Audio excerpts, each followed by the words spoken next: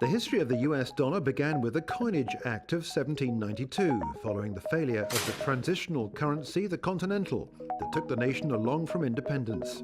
Up until then, the silver-based Spanish peso had been the most widely used currency across the Americas, following the Spanish invasion some 200 years earlier. The United States Mint, which also has its roots in the Coinage Act, was created to produce and circulate the US dollar across the Union and convert any other recognized currency into the new unit of account.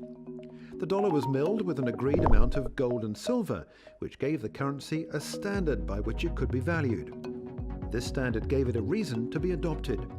But it was not until the National Banking Act of 1863, in the midst of the American Civil War, did the US dollar become the sole currency of the United States. Despite the adoption of the new US dollar, the British pound retained its status as the most widely used currency around the world until the end of the 19th century. By 1900, and the passing of the Gold Standard Act, the US dollar had seen its silver content diminish completely, and gold was the only precious metal that was added to the metallic mix.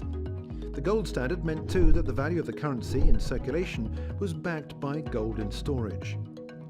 This gold standard helped the US currency gain global traction, and under the Bretton Woods system of monetary management adopted after the end of the Second World War, all other currencies were valued in terms of the US dollar and so could be compared directly to the gold standard. However, as the price of gold rose, the gold standard for the dollar became increasingly difficult to manage. The Banking Act of 1933 revoked the promise to pay the bearer on demand the face value of currency in gold, and in 1971 Richard Nixon, the then president, unilaterally decided to order the cancellation of convertibility of the US dollar to bullion.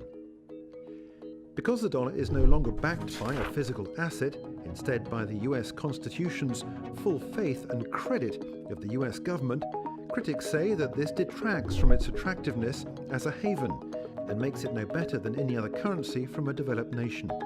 However, despite this, the US dollar has continued to be a global reserve currency.